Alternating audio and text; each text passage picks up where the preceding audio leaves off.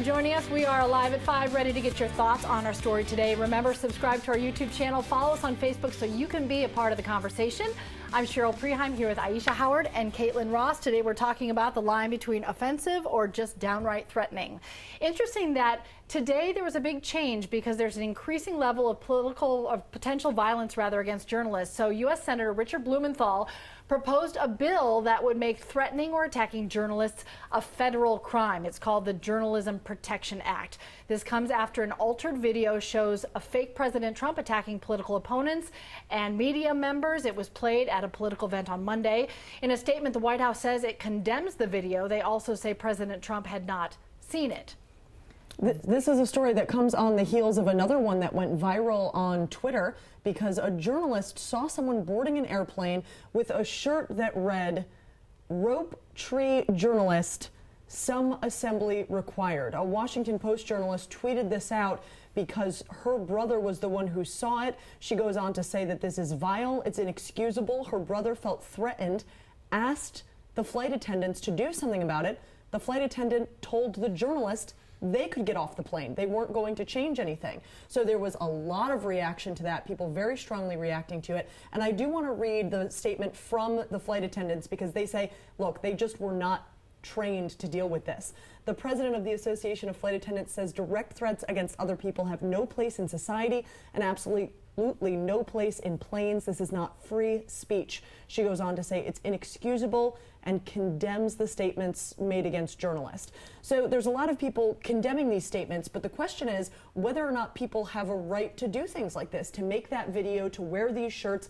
Is it okay? I think it's a difficult topic for us to talk about because we're all journalists. Sure. Right, yeah, and regardless of if you think it's okay or not, you could be protected by an amendment, but that's something that's on paper. Let's talk about the basis of it. It's human decency, right? If you're doing something that projects violence or that, supports violence against anyone, regardless of what their job or their position is, I think it's just very hateful in general. And then the elephant in the room. What was that exactly referencing, right? Lynching? Right, that's how I feel about it. So to get to the lynching topic, that is a sore spot in American history in general, and I just don't think it has a place in any arena, on a t-shirt, on someone's Facebook status. But like Kaitlyn said, you guys know how we feel about it because we are on the receiving end of that a lot here lately. Let's jump straight into some of the comments to see what you guys are saying about this on our Facebook page. So this is from Oliver Black. He says, odd how that freedom of speech thing, even though 90% of the time they get it wrong, is only brought up by journalists who feel they can say anything they want regardless of who it offends or if it is true or not. FWIW, I do think that is in poor taste, and that's for what it's worth. That's what that means. In poor taste and wouldn't wear it. So other people also saying that they sort of agree with this one. Stephen Norton says everyone is okay with freedom of speech and expression until it offends them. Then shame, shame. Oh, I'm a victim now. Furthermore of the downside of hurt feelings. I really appreciate people's opinions, and everyone's entitled to that. And of course, because I'm a journalist, I've got some skin in the game here, right?